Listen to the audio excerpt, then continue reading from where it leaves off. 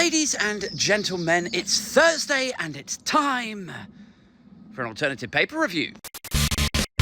First up to the Daily Star this morning, Kim Jong Un uses 260 giant balloons to shower South Korea with tons of poop. So just take that in for a minute, guys. Just really absorb that information. Kim Jong Un, North Korea, part of the Axis of Evil, have taken some veritable Chinese spy balloons, but instead of flying them over South Korea and just, taking a look, they've filled them up chock full with shit and flown them down south in what could accurately be described as the least neighbourly gesture since your dad tossed all those weed cuttings into Marjorie's begonias. And I know this isn't the greatest signifier or sign of geopolitical stability that we would like right now, but it is somewhat reassuring. Let me explain why. Because I don't know about you guys, but for the last decade or so, I've been tearing my hair out, worried that North Korea have successfully developed nuclear weapons, but no. It turns out the extent of their military might when venting their spleen to their geopolitical rivals tops out at loading up a poo lantern.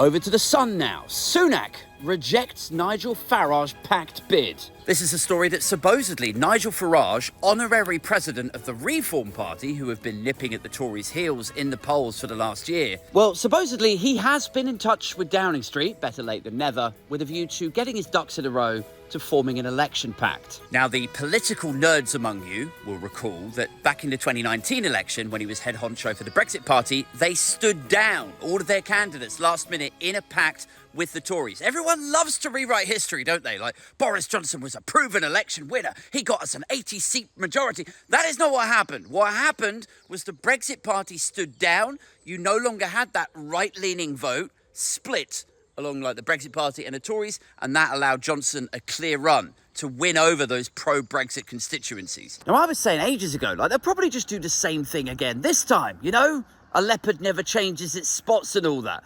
They'll nip at the Tories' heels, they'll decimate their polling, and then as we get nearer and nearer to election day, they'll make a series of demands to Downing Street, and Sunak will take that deal because the alternative is complete annihilation at the ballot box, and possibly that Rishi Sunak goes down in history as the guy that led them to extinction. But, other people have corrected or, at least educated me that when they did that deal in 2019, the Tories were on course to win that general election.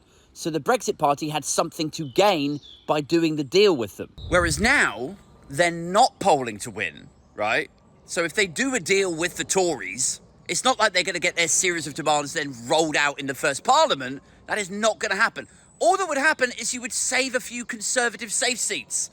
That's it. It would all be in Rishi Sunak's favour. So why would Farage do that? But the Sun are saying, yes, look, Farage has been in touch with Downing Street to offer some sort of deal. But Rishi Sunak, God bless him, he has bravely rejected that offer. Now, one school of thought around this is that Rishi Sunak actually doesn't want to win this. He's not interested in being Prime Minister any longer. He's already filled out the applications for his kids to go into the colleges in California. And everything from the superficial paper-thin policies to the rainy press conference to the exit sign photograph, all of it is deliberate. Like he's trying to blow it. He's like, that scene in Brewster's Millions, where Brewster's trying to blow like $30 million so that he wins $300 million.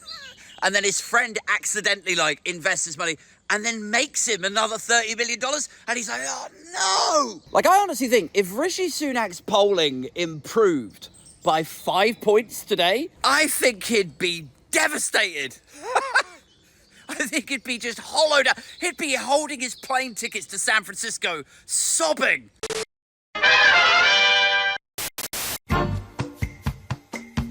Over to the Telegraph now. Diane Abbott says, I will not be intimidated by Starmer. And this is the lead story across a few of the rags this morning, right?